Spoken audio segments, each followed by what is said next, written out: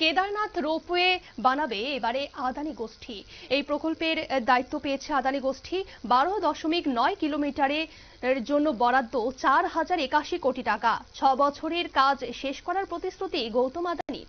এ নিয়ে জানবো বিস্তারিত। আমাদের সঙ্গে যুক্ত হয়ে গেছে প্রতিনিধি সৌম্য মুখোপাধ্যায়। সৌম্য, কি জানতে পারছো? দেখো, আজ গৌতম আদানি তিনি নিজের এক্স হ্যান্ডেলে একটি পোস্ট করেছেন। সেখানে তিনি উল্লেখ করেছেন যে কেদারনাথে এবার রোপওয়ে তৈরি করার একটা প্রকল্প কেন্দ্রীয় সরকার অনুমোদন দিয়েছে। এই বিষয়ে মার্চ মাসেই কেন্দ্রীয় সরকার ঘোষণা করেছিল যে বহু মানুষই আছেন যারা মহাতীর্থ কেদারনাথ মন্দিরে পৌঁছানোর দখল নিতে পারেন না।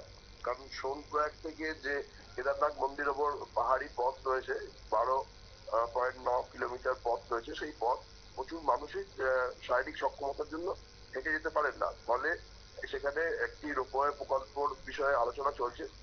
সেটি সিদ্ধান্ত নেওয়া হয়ে গেছে যে কেন্দ্রীয় মন্ত্রিসভা সেটা অনুমোদন দিয়েছে এবং তারপরেই বুধবার দিন এই বিষয় নিয়ে গৌতম আদানি পোস্ট করেছেন যে মোট 4081 কোটি টাকার প্রকল্প বাস্তবায়িত হবে এবং আদানি গোষ্ঠী এই প্রকল্পের দায়িত্ব পেয়েছে।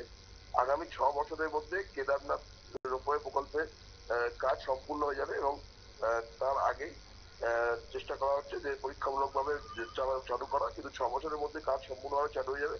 আর তারপর থেকেই মানুষের সোনপ্রয়াগ থেকে হেঁটে কেদারনাথ মন্দির যেতে হবে না, সেখান থেকে কিছু অর্থের বিনিময়ে তারা রোপওয়ে করে কেদারনাথ মন্দিরে পৌঁছে যাবে। ফলে কেদারনাথ মন্দিরে আরো ভক্তের সংখ্যা যে বাড়বে এটা বলাই যায়। ধন্যবাদ সৌম্য। আপনারা শুনলেন, এই প্রকল্পের জন্য বরাদ্দ হয়েছে মোট 4081 কোটি টাকা এবং এই প্রকল্পের মাধ্যমে প্রায় প্রতিদিনই 18,000 যাত্রী কিন্তু যাতায়াত করতে পারবেন। তবে বিশেষ করে যারা বয়স্ক এবং বিশেষভাবে সক্ষম তীর্থযাত্রীরা রয়েছেন তাদের জন্য কিন্তু এই যাতায়াত কিন্তু সুবিধাজনক হবে। নিয়ে নিচ্ছি ছোট্ট একটি বিজ্ঞাপন বিরতি, সঙ্গে থাকুন।